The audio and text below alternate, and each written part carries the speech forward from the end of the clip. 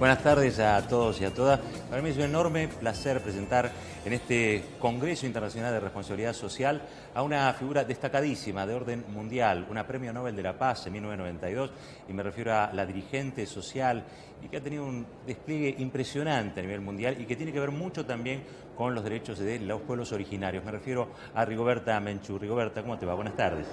Roberto, qué gusto de saludarles, saludar a toda la gente.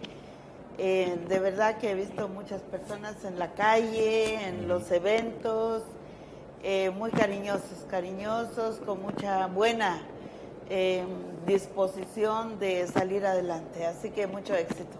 A ver, Rigoberta, te quería preguntar, hace poco el Papa Francisco pidió perdón por los abusos de la Iglesia en la conquista, ¿no? Cuando yo leo un poco tu biografía, veo que vos has sido una dirigente que ha instalado en la agenda internacional el tema también de lo que ha sido la persecución a los pueblos originarios, a las etnias originarias, y en tu caso también en tu condición de líder social. Digo, ¿te crees que has hecho un aporte a esta nueva realidad que está viviendo el mundo? Bueno, yo creo que el acto de perdón siempre es algo de humildad. O sea, las personas que reconocen un error siempre es humildad. Y yo creo que esto se tiene que complementar con realmente tomar acciones, y muchos de los problemas que enfrentan los pueblos indígenas están vigentes. Yo empecé esta carrera política, podemos decir, hace 35 años, y durante 35 años de mi vida me ha tocado visitar comunidades, me ha tocado interlocutar, me ha tocado ver mucha injusticia, mucha pobreza, mucho hambre, mucho desprecio, y sobre todo el tema del racismo, la discriminación, como que son temas que no se acaban, y que los pueblos que siguen siendo víctimas son pueblos indígenas, los niños, porque nuestros niños no pueden crecer en un lugar donde hay odio, donde hay discriminación, donde la gente es despreciada. Y sin embargo los niños crecen con mucho orgullo y con mucha identidad, y me apasiona saber que nuestros niños no han perdido sus idiomas, la reverencia a sus padres, la lógica de una civilización ancestral donde está de por medio y está en el centro la tierra, el agua, el oxígeno, la calidad de vida. Entonces creo que es importante que no solo decir, bueno, perdón, sino también que unamos esfuerzos para reconocer los esfuerzos, los avances, los liderazgos, demos lugar, demos espacio y dar becas, porque yo creo que muchos de los niños indígenas, en el caso de Guatemala, nuestros niños mayas, hablan perfectamente bien los idiomas. Si les enseñamos mandarín ahora, seguro que van a aprender mandarín. Y si les enseñamos otro idioma, eso lo hacen no para sustituir lo suyo, sino para complementar. Eso significa que el ser humano es capaz de todo. Hay algo de lo que vos estás diciendo que yo realmente me conmueve mucho. Yo sigo mucho tu historia, soy un admirador de la lucha cívica que vos encarnaste. Habitualmente, como parte de la colonización cultural, digamos, uno en general en los países de Latinoamérica se muestran otro tipo de héroes o heroínas, y para mí realmente vos sos una heroína de nuestra región, porque vos has sufrido discriminación por varias cuestiones, ¿no? Digo, quizá muchos no saben, pero vos en algún momento trabajabas en casas particulares, ¿no? Digamos, Sí. tu condición de mujer, tu condición de indígena, las cosas que vos te propusiste cambiar, digamos, todo eso te puso en un lugar de mucha exposición. ¿Cómo lograste vos personalmente sobreponerte a lo que pueden ser tus propios miedos, tus limitaciones? ¿Qué fue lo que te llevó adelante? Bueno, primero a mí me impactó muchísimo la muerte de mis padres. Desde que mi hermano Patrocinio fue secuestrado, sabía que fue ultrajado, sabía que fue quemado, nunca encontré sus restos. Luego, pues la muerte de mi padre, que fue calcinado con 39 personas en la Embajada de España. Nunca quise olvidar los detalles, qué ropa llevaba, en qué momento podría esclarecer su vida. Yo juré que no dejaría en el olvido, y mucho menos dejaría en la impunidad el caso de mi padre. Igual después el secuestro de mi madre, Ella fue secuestrada, se dice que fue ultrajada en un destacamento militar y hasta la fecha no encontré los restos de ella.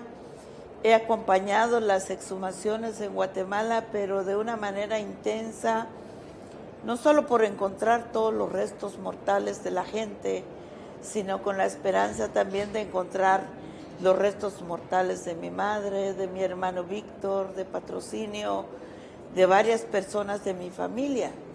Entonces, como que esa cruda realidad te lleva a hacer algo no para un día ni para dos, yo pienso que para toda la vida.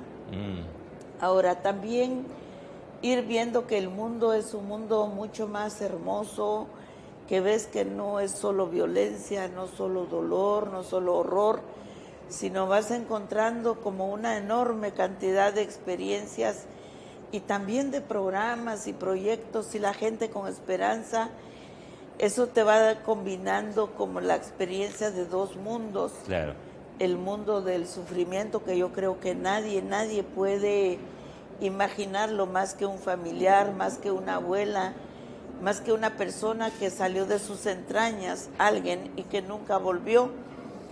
Pero también cuando ves la gente, que hay un liderazgo, que hay optimismo, que hay música, que también hay poesía. Y bueno, después de la muerte de mi hijo, que también yo perdí un hijo, mi esposo y yo perdimos nuestro hijo Tsunun. Nuestro hijo no le faltó nada, fue un embarazo de alto riesgo. Yo estuve pues 6 meses en cama esperando a mi hijo y nació y falleció.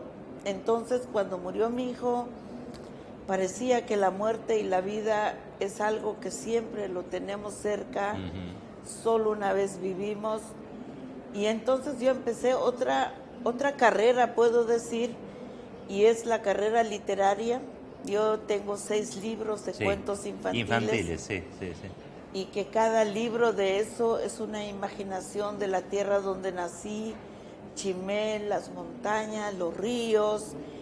Finalmente yo me siento una mujer poetisa, escribo literatura infantil para que los niños escriban su propia literatura. O sea, no cuento historias para que se lo crean todo, sino para que ellos puedan imaginar el mundo. Igualmente en las luchas sociales, me ha tocado en algún momento exponer la vida, llegar más allá. Rigoberta, ¿conoces la lucha de las madres y abuelas de Plaza de Mayo aquí en la Argentina? Totalmente. Esta lucha a mí me inspiró muchísimo, aprendí mucho de ellos. Primero, pues, uno de los grandes maestros que conocí al principio fue don Adolfo Pérez Esquivel, claro, donde era muy joven que conocí a don Adolfo. Después conocí las madres de Plaza de Mayo, las abuelas, conocí los luchadores más significativos del continente, y me ha inspirado cada vez que he visto su coraje, su lucha, su tenacidad, eso de que no importa que llueve o no llueve, ellas están allí. Creo que tuve la suerte de pasar en una época en este mundo que habían y que hay muchos maestros. Claro. Muchas personas que yo estuve a su lado, que me quisieron tanto, me abrieron su casa, me ayudaron, pues ya no viven también. O sea, ¿cómo es posible que los ciclos de la vida son fuertes? Y entonces, pues, ¿qué más queda más que ser muy feliz? Yo muy feliz con mi misión. Yo soy una mujer que tengo una práctica espiritual. Yo uso las plantas medicinales, yo uso la meditación, yo hablo con mis seres queridos, hago mis ceremonias mayas tal como me enseñaron mis abuelos, y estoy muy contenta porque la verdad, en el fondo, yo soy una mujer feliz y yo estoy segura que si somos felices todos podemos alcanzar nuestras metas. Admiro profundamente tu paz. Admiro profundamente la paz que tenés al decir las cosas. Te iba a preguntar ahí, en relación que me decías a las madres y a las abuelas. No sé si sabés que Estela de Carlotto, la titular de Abuelas de Plaza de Mayo, está candidateada a ser Premio Nobel de la Paz. ¿Qué te parecería a vos? A mí me parece muy bien. Son luchas que no se deben olvidar. es como una manera también de recuperar nuestra memoria histórica. Creo que a medida en que hay personas que son reconocidos, porque ¿qué es el Premio Nobel de la Paz? Es una presea, es una tarima, es un evento tan extraordinario que te permite visibilizar, si tú quieres, las memorias colectivas que uno representa. No es cualquier premio, simplemente te permite hacer una agenda cotidiana que trabaja, que propone, Claro. porque el Premio Nobel es una presea, pero lo que uno hace no es una presea, lo que uno hace es un compromiso social, es un trabajo cotidiano, y si hay alguien que ya hizo buena parte de esa carrera de lucha social, pues lo que más nos queda es homenajearnos. O sea, Claro.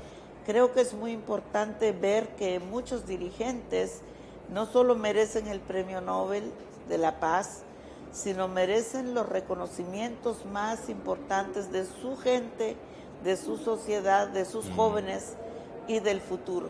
A ver, te tocó vivir una etapa de Latinoamérica atravesada por la tragedia, por la desolación, por la violencia. En los últimos años quizá algunas cosas han cambiado, hay nuevos liderazgos también. Muchos presidentes que se parecen a sus pueblos, digo yo, ¿no? Con lo bueno y con lo malo de cada pueblo, Sí. digo. Pero, ¿tenés opinión sobre algunos de ellos? Por ejemplo, no sé, Evo Morales o Lula o la misma Cristina aquí en la Argentina. ¿Cómo los ves vos? Sí, realmente. O Correa en Ecuador. Sí, con Evo crecimos más o menos en la misma época. Claro. Encabezamos la lucha de los 500 años de resistencia indígena, negra y popular en el continente. Hicimos una voz fuerte contra el 5º centenario. Recuerdo, Levantamos las luchas y las pasiones de las comunidades indígenas del continente. Evo, Nina Pacari, la señora Noel Hipocaterra, Mirna, Gabriel Muyuy, o sea, muchas personas que encabezamos estas luchas.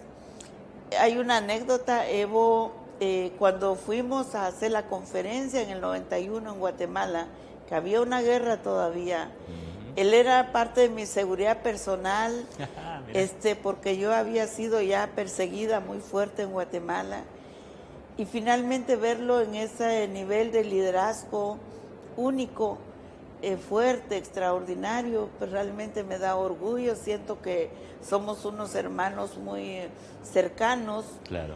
Luego, pues el presidente Correa, me ha tocado estar con él en los últimos años y medio, tanto en las decisiones que toma, cómo delega las cosas. Yo estoy apoyando al presidente Correa en la celebración de varias cumbres, en la agenda de CELAC, en UNASUR, y veo que son personas carismáticos, claro, tenaces, abiertos, y yo creo que es una bendición tenerlos, que son las dos mandatarios más cercanos en esta parte del mundo. Ahora en Nicaragua pues me ha tocado conocer muy de cerca al presidente Daniel Ortega, Rosario Murillo. ¿Cuándo iba a decir yo que en una época de la historia iba a pasar eso? Habían otras condiciones, habían dictaduras, habían desesperanzas, y yo creo que hay que valorar esos espacios, no retroceder, pero finalmente cada problema es propio del lugar. O sea, cada uno nos parecemos a nuestro entorno. Y en Guatemala tenemos problemas muy particulares, en México hay problemas muy particulares. ¿Cómo te llegó y el en tema? América del Sur también tiene su propia dinámica, ¿no? ¿Cómo te llegó lo de Ayotzinapa, el crimen de los normalistas allí en México?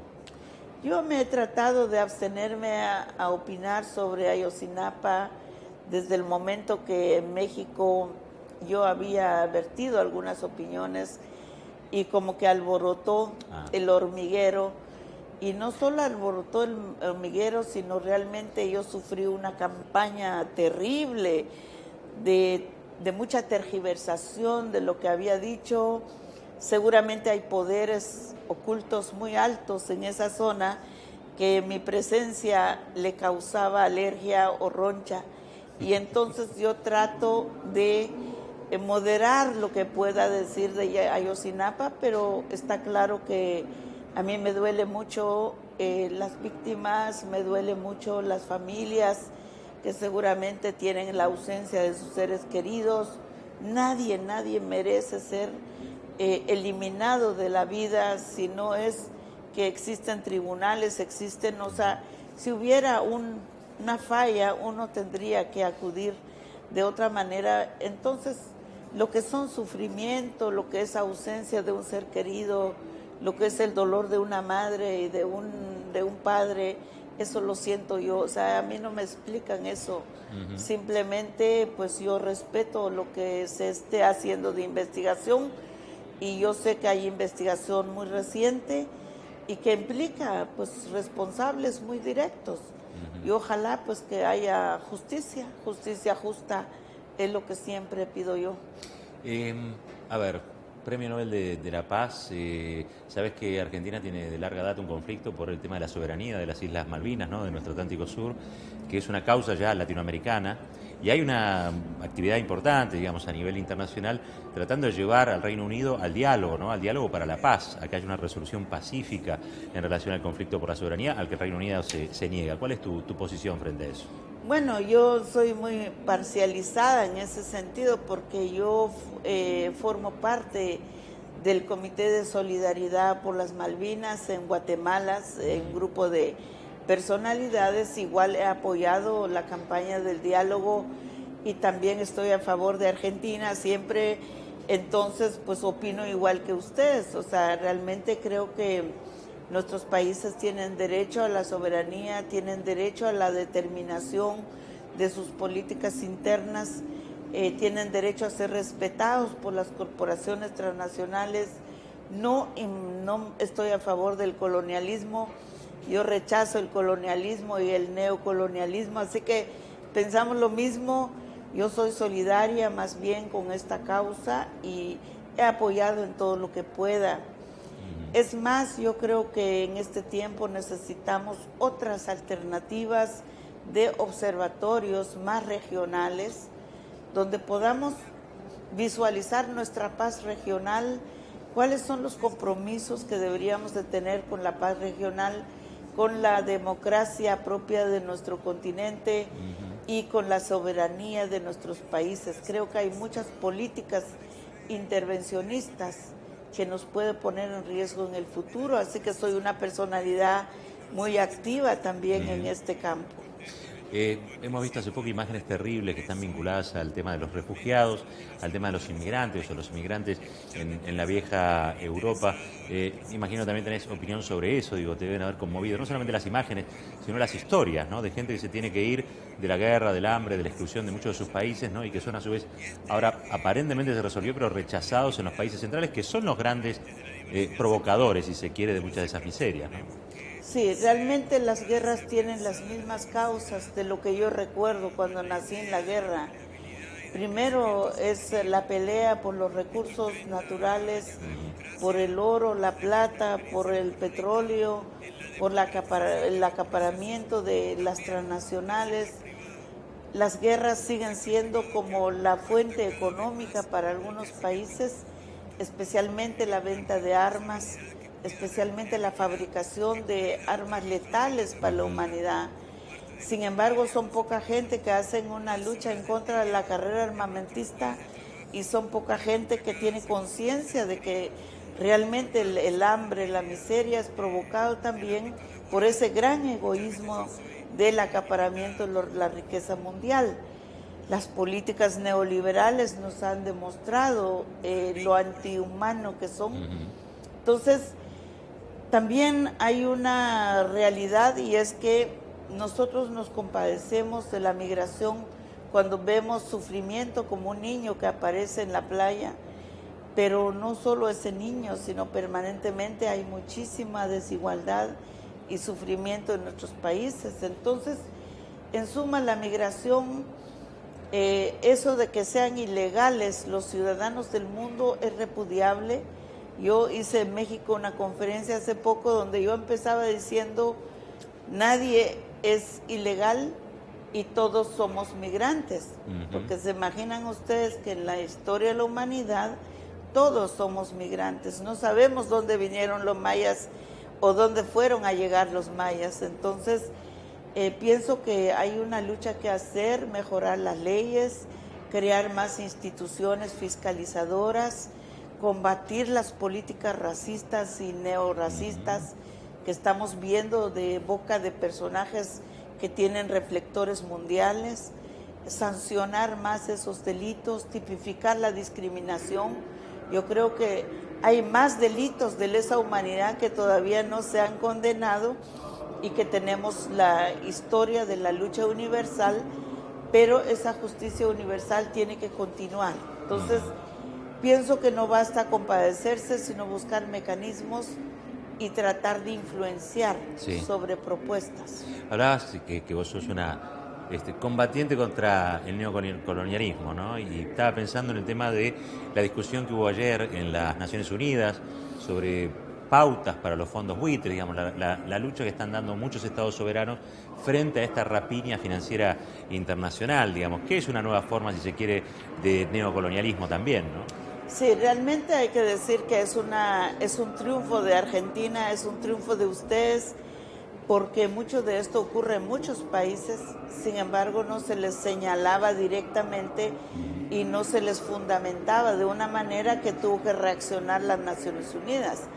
Ojalá que esa reacción de Naciones Unidas continúe, porque también las instituciones internacionales tienen mucha decadencia, a veces han ido legitimando políticas que afectan las políticas públicas locales o regionales.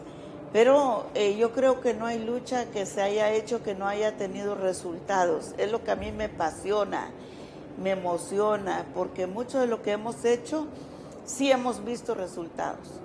Y el que no quiere ver esos resultados es porque quizá no le importa, no le ha llegado, pero ojalá que mañana cuando le lleguen los problemas, entonces voltee a ver nuestros resultados. Pero yo creo que América Latina es un continente que tiene más conciencia, debe ser más solidario entre sí. Aquí no debemos de dejar a nadie que luche solo, sino que debemos de unir esfuerzos. Hay instituciones, hay sectores académicos, hay políticos, hay empresarios que tienen más conciencia nacionalista. La palabra no es muy usada, sí, ¿verdad? Pero se entiende. Y les cae mal.